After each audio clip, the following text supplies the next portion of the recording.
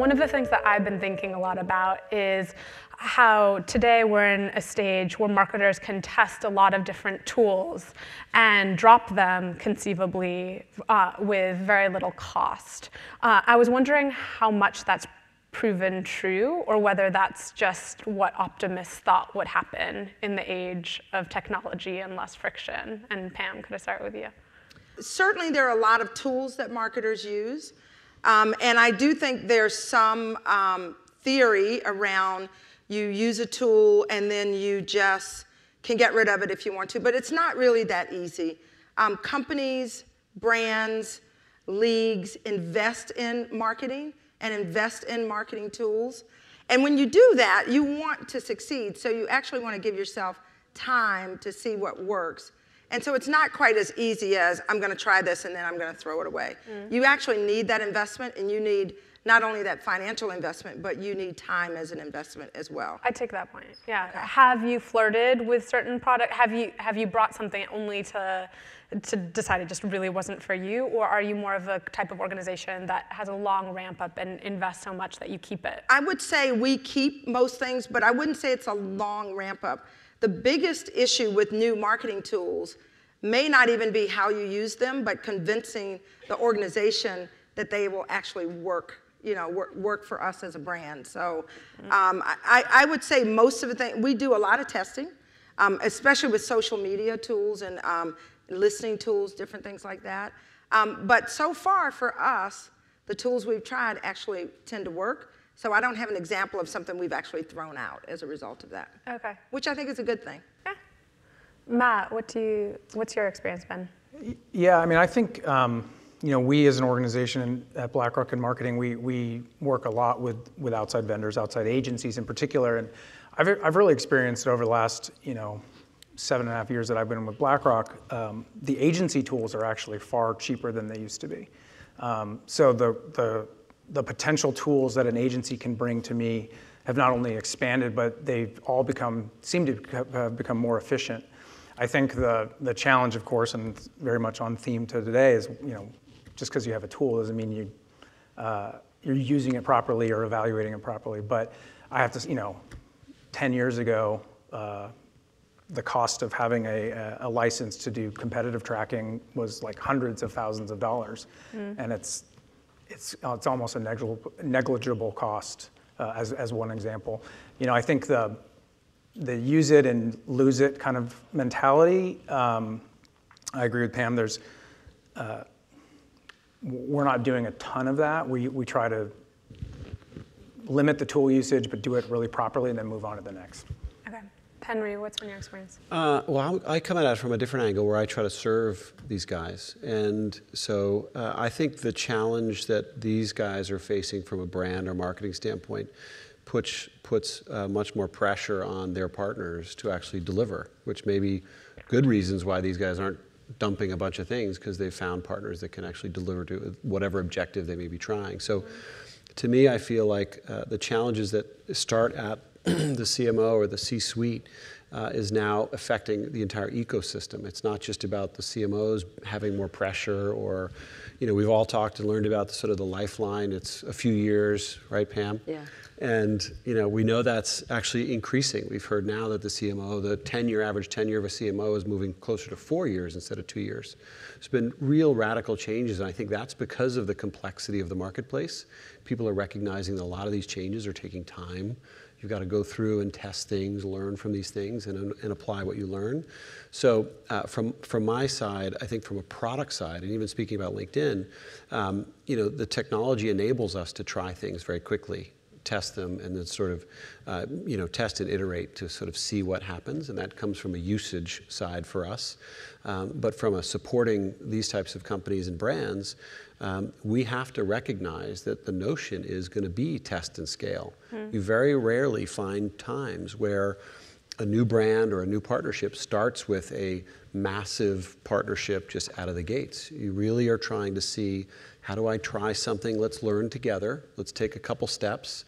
And you might start small, but then there's the opportunity, if you can prove yourself and be a real supporter to that business, that you're going to get many more entrees into other ideas and other objectives to help with. How important is scale and the size of marketing firms in terms of willingness to test new ideas? Are the largest marketing firms more cautious? And I'll start with you, Penry. In your experience, more cautious, or they have more resources to experiment and potentially for things to flop? Yeah, I think there's this big sort of Silicon Valley discussion around fail fast.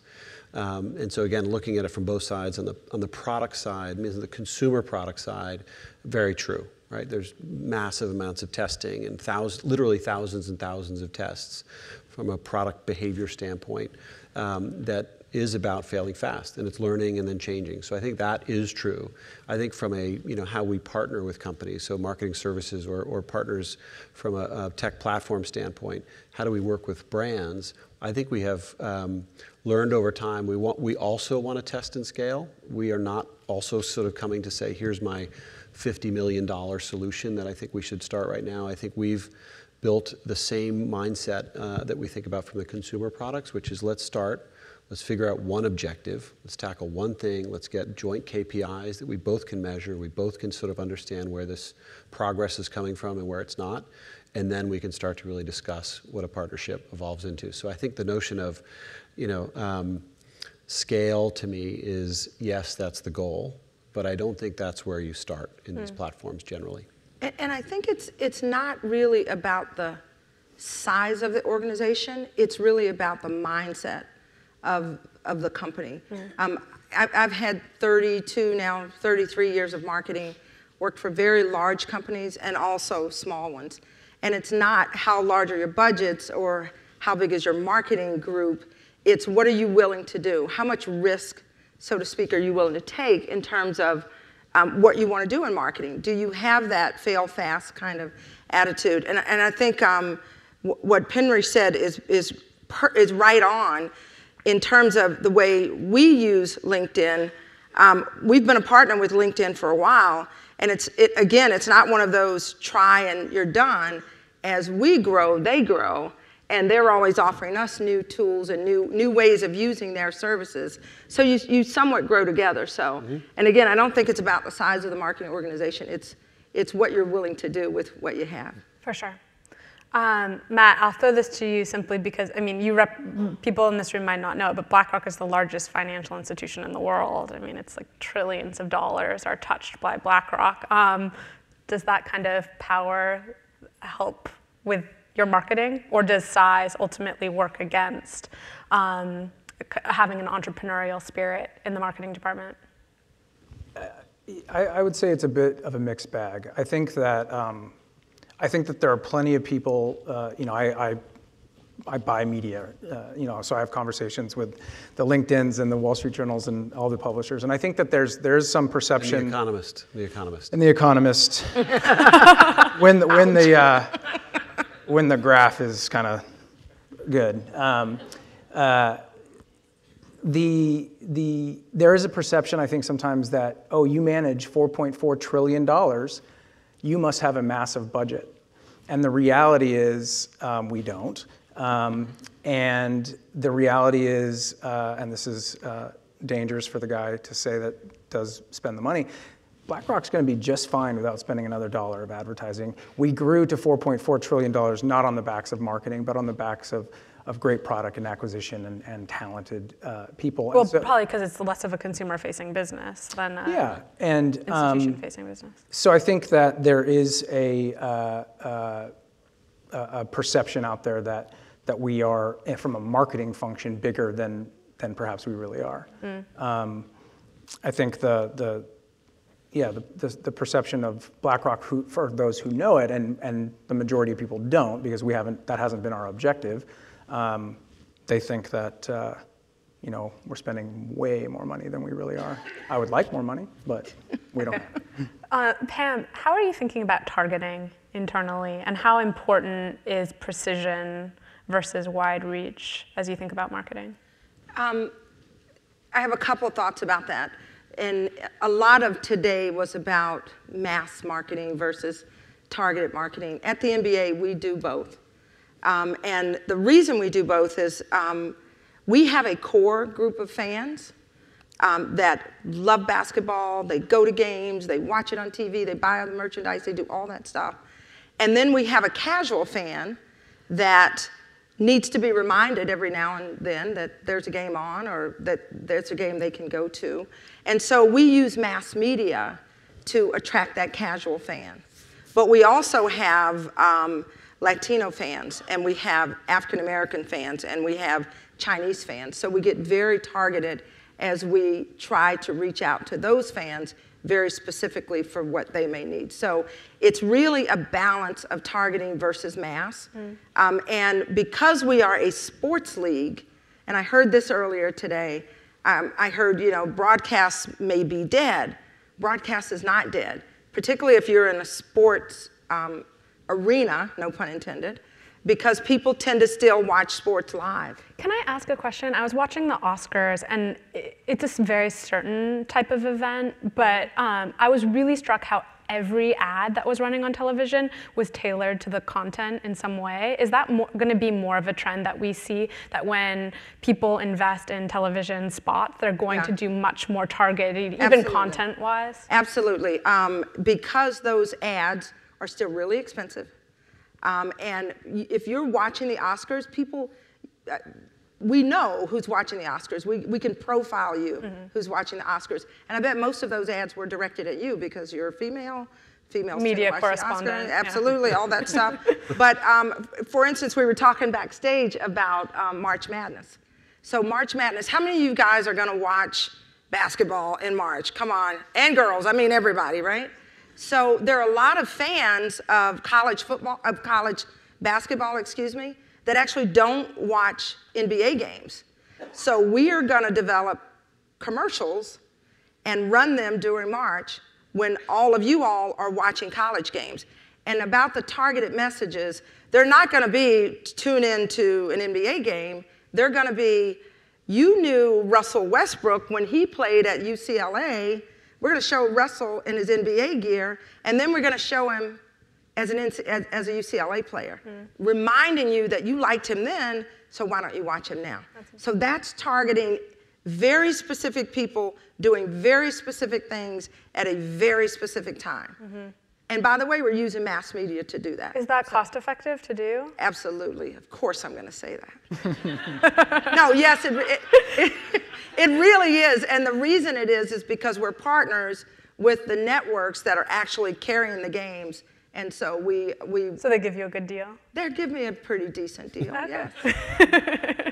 Matt, how do you think about targeting, and what share of your budget is targeted in some way? If you want to look just at digital, we can look there, but yeah. Yeah, I mean, our clients are here in the U.S. are financial advisors and other institutional investors.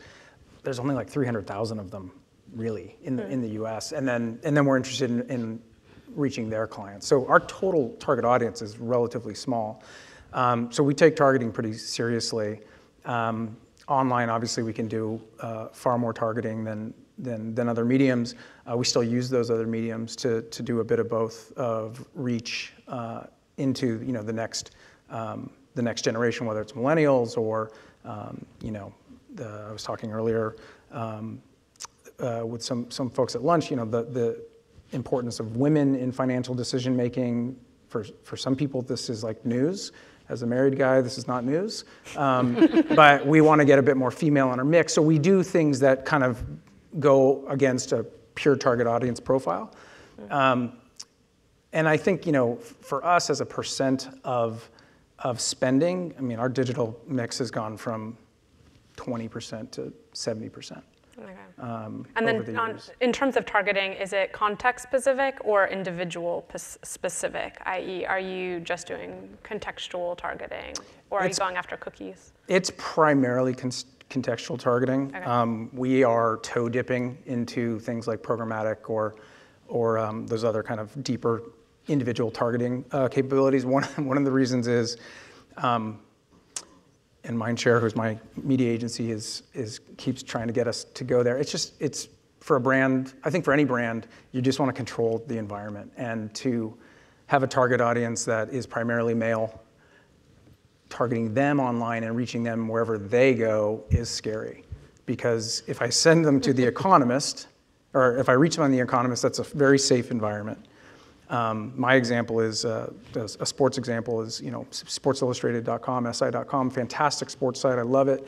A lot of that content is not really work appropriate, and I don't necessarily want the BlackRock brand next to it. And if I have a deal with Sports Illustrated, I can make sure that happens. Whereas the programmatic, you kind of lose a little control. So for us, it's about safety, brand sensitivities. Yeah. I'd like to ask you about that, Penry, on the programmatic side, and I'll go to you, Pam, too. In the special report that I was working on ad tech, it was talking about how programmatic has been full of such potential and hype and has not yet delivered on its promise. Have you found that to be true largely? And what would help make it more attractive to marketers, to make them more comfortable with it? I'll start, Pam. So two things. One, and I was thinking back to your Oscar thought. I think generally what we're talking about is relevance, right? The opportunity to be more relevant has never been as apparent for all of us as brands and marketers. We actually, through either targeting technologies or data or creative that actually can be really finely tuned to really fit into that Oscar experience or any kind of live sport experience, we've probably never had the opportunities that we have today. So I think generally, to me, all of that's wrapped into relevance, right? Trying to fit into a person's life who we're trying to speak to at a given time with a desired outcome. And so I think that's where we're talking about. In the programmatic space, from a digital standpoint, the promise has been, because we actually can do that, which you said, which you asked Matt on, is it around context or is it to the individual or the cookie or impression? And I think the promise is, my gosh, like this is amazing. I don't have to use any proxies any longer. I can actually directly target to a cookie who I know by the behavioral signals that I've captured is exactly the customer I would like to see. Incredible. But the problem is these are human beings. They are, as Matt says, they might be in places that your brand doesn't necessarily fit contextually. And so we as an industry have to understand that there's a little bit of the risk that goes along with the potential scale or this potential of this one-to-one type of marketing. I'd been at another company for a little while, and when you actually take the hood off of the programmatic space. Now there's two tracks to be clear on programmatic. There's one which says you should be able to buy media in a less frictional way, meaning, or less friction-filled way, which is there should be pipes that connect us. And we don't have to go back and forth and negotiate, but let technology just buy the media and place it. That's one side. With constraints on it. With the constraints. Possibly. Somewhat of control, and it's just facilitating this to go easier and faster. On the other side of programmatic, again, people conflate these two things, is around this real-time bidding. Right? And buying impressions on these exchanges and thinking through my partners, I am getting this impression to see my piece of creative. That piece, what I saw happen when I sort of lifted the hood on it, most of the successful campaigns ended up, those impressions were found on contextually relevant sites. So even with all this sort of behavioral data and all these signals that we're sort of tracking and finding and looking at this sort of pinpointing this audience segment or again, anything else, what was happening was the conversions were happening on contextually relevant places. So if I'm, a traveler, it just so happened that I converted for a Hilton hotel sort of, offer while I was on a travel site. It's pretty much logical for all of us to understand that. But we think that the technology is going to help us find that traveler on some random deep, long tail website and convert. That may be the case. But the overwhelming majority of this is still about contextual targeting, I think. It's still about the right brand in the right context with all the data everyone can use, more about price and timing to me. That to me still is the most powerful way to do this. Okay, and Pam, how much have you invested in looking into programmatic and how comfortable are you with buying media space that way? I would back it up a minute and just make sure we all realize the thing that's going on. Our customers, our prospects, our fans in our case, they are in control. And they're in control of what they do and what they see. And in particular, they're really in control of how we talk to them and when we talk to them and where we talk to them. So if you accept that as a belief, then as a brand, you're going to be comfortable going places where you may not have been comfortable before. Now, the more conservative your brand, and trust me, I've worked for a lot of conservative brands, the more conservative you are, the less you're going to be comfortable with that. So, and when you say going new places, what do you mean? Following your customer and being there with targeting the way in places where they are. Okay. So, if you go through these large pipes, you're going to end up places you wouldn't necessarily want to be. But you have to decide ahead of time if you're going to be comfortable with that.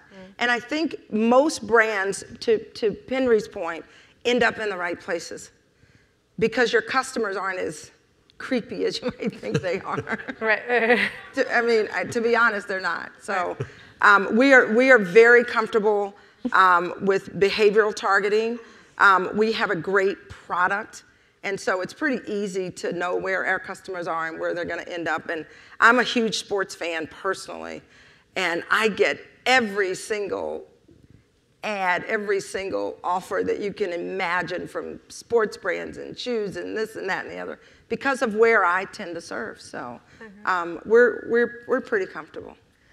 We had a minor kerfuffle on the last panel I did where my friend from Facebook and Nielsen were saying we figured out measurement and that we are able now to connect the offline world to the online world, and marketers are very happy with that because we can prove and get attribution for sales. I'm wondering whether you agree with that or not. Like, as marketers and as someone who serves marketers, do you feel like we figured out the measurement portion? And do you feel comfortable with the data you see? Pam, can I start with you? I feel like we know more than we've ever known before. I feel like the client or the marketer still has to do most of that work to figure it out. And I think with brands like Facebook, with brands like LinkedIn, it's easier to get the data and it's easier to understand the data. But whether it's all connected online and offline, absolutely not. So when certain platforms claim that they figured it out and they can prove that it is, do you look at it with skepticism? I'm not denying that they think they can. I do believe it's a little harder to do than we might think. Okay. But measurements are so important, and you can't look at any one thing. You know, we look at ratings, we look at game attendance, we look at merchandise. We also look at the data that we get from our partners. We look at the data we get from our broadcast partners. It's not so simple though. So that's my point. It's not as easy as they might make you think. Matt, what do you think? Well, we certainly have not solved it. I'm sure that there are other brands, other companies that have an ability to look at sales cleaner than we do. The reality is you don't call BlackRock to buy BlackRock. You buy BlackRock through an advisor, through your Schwab account, through your E-Trade account, whatever it may be. So we have to make just a lot of assumptions, make proxies. If you do X on the site, you're probably more likely to buy or that kind of thing. But no, we certainly haven't solved it. I think I agree with Pam that you need to look at a lot of sources of data to help. If you have 10 sources of data and 8 of them are kind of pointing in the right direction, okay, it's working. I may not be able to go back to our CEO and say that this marketing campaign drove X billion dollars of assets driven or what have you, but we can kind of say X plus Y plus Z, it's feeling good. But no, I would love for someone to solve it for me because I sure have not. So Penry, I'd love to hear from you both as currently at LinkedIn and with your former Google hat on. Yeah, I think the promise is clearly there, and I think as Pam said, we've all gotten smarter. We've gotten the digital world has given us so many more data points than we've ever had, and part of the challenge is sifting through this to see which of the 8 of 10 that Matt says matter and really can contribute to the final picture. But again, like I get stuck. So I think we haven't solved it. And I would say my current role or any path, like it has not been solved. And it hasn't been solved because technology itself can't solve it. Again, people make their own decisions based on a lot of emotion and all sorts of other sort of things that are not necessarily measured by what we see in the data points that I would happily share with these guys. There's emotion to it. There's other, again, you walk through and the weather, right, changes, what my mood may be and what I'm interested in doing, and may make me walk down a different street than I would have normally, and I might run into a store that I really like. There's so many, the variability in all of this. To say that you can prove that what I've spent on X is actually contributing, truly contributing as the only factor, is just not the case. And I think the other piece that is really thrown, the potential clearly is there, but the mobile piece to me has thrown a whole other world into this, which is there's been talk of this promise that yes, now that I know I can follow my customer or my fan around, that's not really a great feeling of me as a fan of the NBA, knowing that they're following me around. It's probably not what I'm ready for yet as a consumer, or any other brand for that matter. And so I think the promise of mobile is clearly interesting for all of us to understand, to close that loop potentially, that a phone that I can track through an ID walked into a store, and actually a credit card that I have on file over here, converted. Great, and they saw 3 ads and all, the story sounds great, but in reality, it is a long way from being truly, anywhere close to, I would say, even more than 50% of believable to me. So bringing us back to the theme of the session, which is the venturesome CMO, I'm curious to hear from your own experience, or to hear an example of another marketer that you know of that is properly incentivizing people to really be innovative in marketing and get the incentives right. So, people love to say in Silicon Valley that, failure is accepted. I think it's not necessarily accepted very well in marketing. I'd love to hear how the incentives are changing, how the metrics are changing, or how the culture is changing in your organizations to allow people to experience flops. Pam? I would say that our marketing organization at the NBA is, first off, it's fairly new. So we are not advanced to that point of offering different marketing incentives. What I think would be interesting, and I'm not trying to pass the buck here, but I know the companies that we've visited in Silicon Valley are actually doing more of that than others. So I'd love to hear from Penry. Well, can I keep it on you for the spotlight on you for 1 second, which is, if you're new, does that mean that actually the marketing initiatives are new enough that when something doesn't work out, it's actually more tolerated, do you think, because the standards aren't, and the expectations are not yet set enough? We definitely allow ourselves, so we try a lot of different things. And we do allow ourselves to try something and move on if it's not working, if that's your question. Whether or not we are incenting our marketing employees or even our partners and vendors to do things differently, I would say we've not gotten to that point yet. Right. Not that we shouldn't. And I was actually sitting here trying to think of a brand that's actually doing that and doing it well.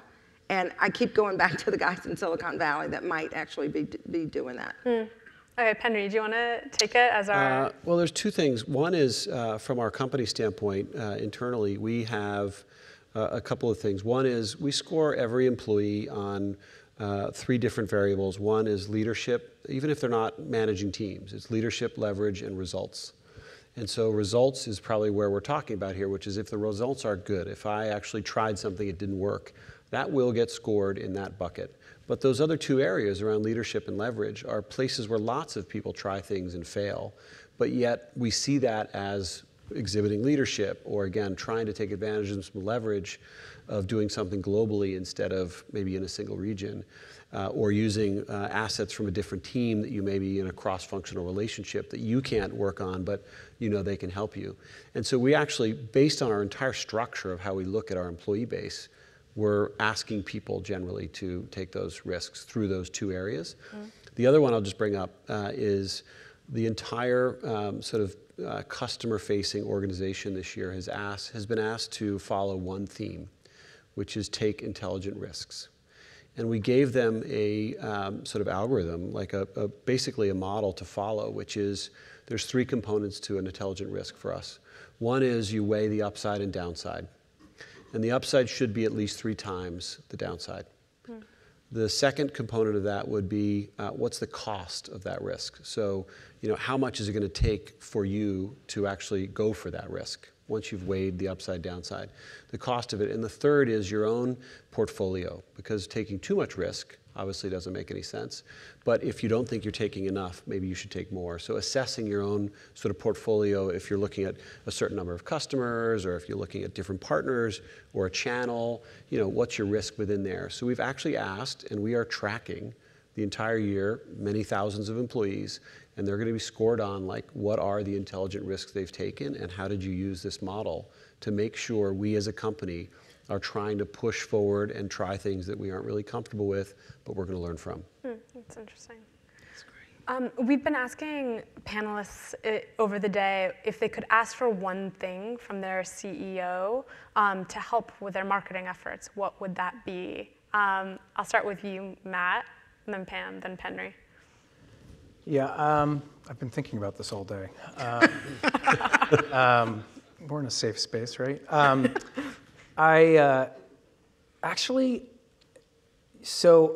What would really actually be helpful, and this will sound somewhat strange, I think our CEO needs to put our feet to the fire a bit more. Like I said, BlackRock has grown not on the back of marketing, right? They've major acquisitions throughout the years that have taken the firm to where it is today. Your friends on the ad sales side of the Economist house would tell We you, never talk to each other. Just right, of course. We are somewhat quick to delay a campaign, and I think that if Larry were to hold us even more accountable, and really be the brand evangelist that I think we need internally, I think that would really kickstart us. Well, what's that about? That's about a Wall Street firm not understanding marketing, or what's it about? I think it's new. I mean, the first BlackRock ad was 4 years ago. Oh, wow. Ever. I mean, we half the organization came from Barclays, so there is a legacy of that. But BlackRock, we launched 4 years ago with a 4-page insert in the Wall Street Journal and the New York Times. So we've come a long way.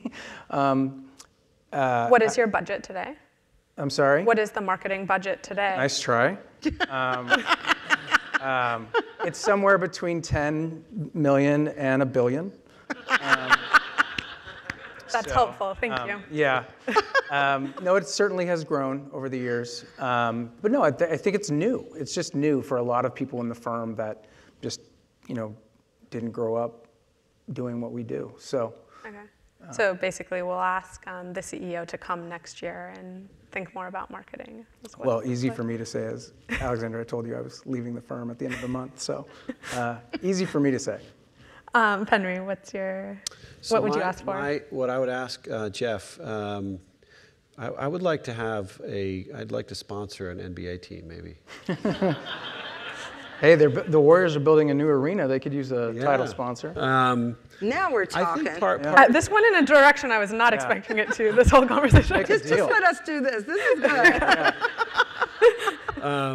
No, I think part of, again, LinkedIn, if I'm thinking about it, we are clearly, aligned in the B2B space. And I think, we made, back to this sort of notion of intelligent risk and thinking, sort of making big bets, we made the largest acquisition of LinkedIn's history in August for the business that I lead, which is only about a quarter of the revenue of the company. And so I would say for Jeff, and what I would hope is that this sort of continued belief in the long-term plan. And so making sure that we don't get stuck, as all companies at times do, looking in the short cycles of either the street or other cycles or pressures, and just making sure that we give a platform and a partner, whatever it may be, the time to really make sure it sets itself up for providing the most value. So we've been doing that, but again, as you get older and you get more pressures, you get bigger, you don't know how the behavior is going to change. So I would say, just hopefully the bets that we've been making over the last couple of years, we have time to let them run out and see, sort of how we can produce. Okay. Pam? My ask would be similar to that. I think Adam Silver, our commissioner, has been in the job a little over a year. And for those of you who know the NBA, you know our brand. It's kind of cool, it's kind of sexy, right? It's basketball, it's very exciting. But what you normally see from a marketing standpoint is either one of our partners, whether it's State Farm or Sprint or one of our marketing partners, you see them messaging against the brand. Or you will see one of our television partners, either TNT or ESPN, actually messaging around the NBA. For a long time, we did not message. We had a very small marketing entity. And when Adam came into the job a year ago, he said, I want to invest in marketing. It was one of his key things. So he got a budget, he made that happen. He said to the company, we're going to invest in marketing. And he hired a CMO for the first time. I was really happy that he did that, because that was me. And for the year, he's really, really supported the marketing effort. And so we're really getting our sea legs, so to speak, now. What I would ask of him is to continue that dedication. And I feel like it's absolutely what he's going to do. So I might not need to ask that, but if you needed to, that's what I would ask if I needed to. Okay. I'd like to open it up for questions from the audience. Yes, in the back right there. I think he wants to buy an NBA team. Yeah. I was wondering if, and the subtitle of this was global scale. So I see a domestic league, but that has, pretty well publicized, been trying to grow on the backs of international players into new markets, and probably a domestic, mostly domestic financial services, but with a lot of wealth in new parts of the world. How do the same rules apply in the emerging markets when it comes to engagement and platforms, and especially with LinkedIn as a platform, and connecting with the customer? And is that a priority for you as well? Pam, do you want to start? Yeah, sure. I would say that the NBA is actually a global brand. You can see our games in over 215 countries. We serve up our games in over 47 different languages. We have 13 international offices around the globe. And we actually serve up our content very differently to customers in different regions. If you think about it, if you're in China or if you're in India, you can't actually watch a game live. You could watch it live if it were broadcast there in China, but you're probably watching it at 7 o'clock in the morning. So we use our digital and our social tools to actually engage those customers around the world who love the NBA as much as we do here, but who can't actually participate in those live games. So it's through social media. It's through, in fact, when we do our preseason games, those are often held in different countries so that at least once a year we can bring that live action to our fans around the globe. So it's definitely important to us, the global presence of the NBA. We hope, Adam has a vision actually to become the #1 sport in the world. So we're very serious and very aggressive about our global presence. And in those countries where you're just streaming and the games are not televised, is 100% of your ad budget digital? It is, most of it's digital, but there's also some on the ground grassroots development of the game. Our #1 goal is to actually grow the game of basketball around the world. And by the way you do that is not necessarily through watching a game, it's getting a basketball in the hands of a child. So we believe that if you get children playing basketball, they will eventually become fans of the NBA. So most of our budget is certainly digital, but also grassroots events around the world, just helping people learn the game. Matt? Yeah, I mean, I think for us, a huge percentage of our assets are outside of the U.S., though the U.S. is certainly our biggest market. Whether the market's emerging or not or established, it is a case-by-case basis on how to best communicate with those people. I think that, especially with our own journey over the last 4 years with the BlackRock brand, we've definitely made some stumbles where, for example, in Asia, in Hong Kong, our team on the ground there was beating us over the head with, we have to do outdoor, we have to do outdoor. That's what prestigious brands do. And, we at that time kind of had a bit of an American-centric kind of point of view, like, that's not what we're going to do. And, luckily we trusted our experts on the ground to do the right thing. So whether it's, outdoor in Asia or, the German advisor audience really likes print, that you need to get on the ground and trust your experts. Otherwise, you could, for us, it was just, we weren't as effective as we possibly could have been at the onset. But, it can go haywire pretty quickly if you don't trust your guys on the ground. Do you want to add? Or I mean, the only thing I would add is, to me, the web has given us the first time you can actually use sort of a single message that works the same around the world. And so from a macro, what does BlackRock stand for? Or macro, what does the NBA stand for? I think those now, because of these global platforms, tech platforms, you actually can do, that message can be translated and sent all around the world. That never happened before. We couldn't do that on television. We couldn't do that on radio. You had different distributors, different channels, different partners.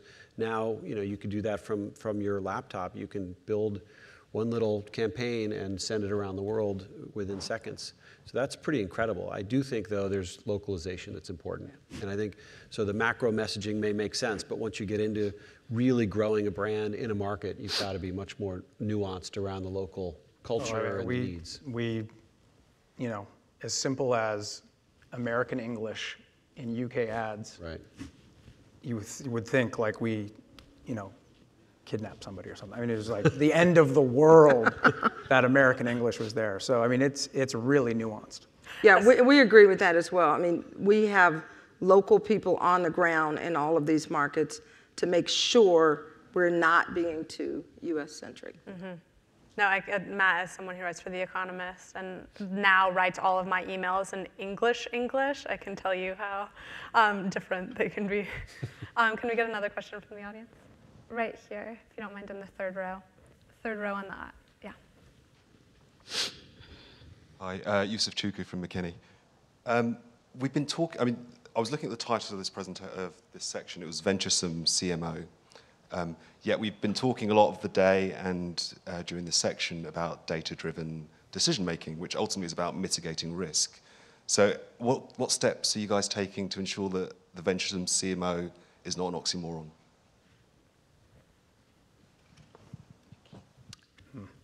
I would simply say we are built to take chances. And I would say the adventurous CMO or the entrepreneurial CMO is about what are you willing to do? What are you willing to test? What are you willing to think about that you've not thought about before? And so the example is, do you need a ton of marketing, to your point about BlackRock, do you need a ton of marketing for the NBA? The game is the product. Those players are the product. How do you elevate that without making it about a gazillion-dollar marketing budget? I think that's a different way of thinking. Particularly for me, when I came from a very, very large corporation that had a much larger budget than the one that I have now. So I have to think very differently every single day about how to market the game. I think for us, I'm not the CMO. We all are trying to, I think, first and foremost, educate internally, up, down, left, right, everyone in the organization about the power of brand, the power of marketing. And along the way, delivering small but impactful wins that help educate and kind of with each little win, with each education session, we are gathering more of an ability to try something new. So 4 years ago, we were doing certain things, and now we're in conversation with LinkedIn, for example, to do things that we would have never been able to talk about 4 years ago. It just takes time for our brand. Excuse me. and I think the supporting our own CMO with essentially ammunition to go into the executive boardroom to tell our story internally is huge for us. I'm gonna, if there's someone who has one very pithy, crunchy question, I'm gonna take it, and then we'll go. Does anyone? Yes. That's some pressure. Yeah. Wow. So I'm going to start with a very brief experience that segues into a question. So I had an experience where I took money out of a third-party ATM and was shorted a $20 bill. Maybe a week later, I went to another third-party ATM and was given an extra $20 bill. So it was one of those things where as a person who knows how data is used, before I was like, oh wow, a miracle. I was like, you know what? They probably had some data that, was like a one-up, like, there you go. And so I knowing what we know about how data is used and the kind of data we have on people, I guess, do you consciously kind of make that known to people, or do you find ways to kind of let customers know, yeah, we're right there with you, or do you try to keep it under the radar that you know so much about people, or that's my question. Like, how do you play with that? Like, knowing when to say, yeah, we're watching, but not really, but yeah, we are. Okay, I'm gonna go down the line with that one very quickly. How much effort do you go to not to seem creepy, Pam? You have to be transparent. That's my answer. And I think you need to deliver real value back. It's an exchange, right? So we need to, as marketers, if we're going to border the edge of creep, there better be good reason to do it. Otherwise, you're screwed. I like the value exchange. I think is right. I would just say for me, it's about us. For us, it's about building trust, and trust is a model that says it's consistency over time.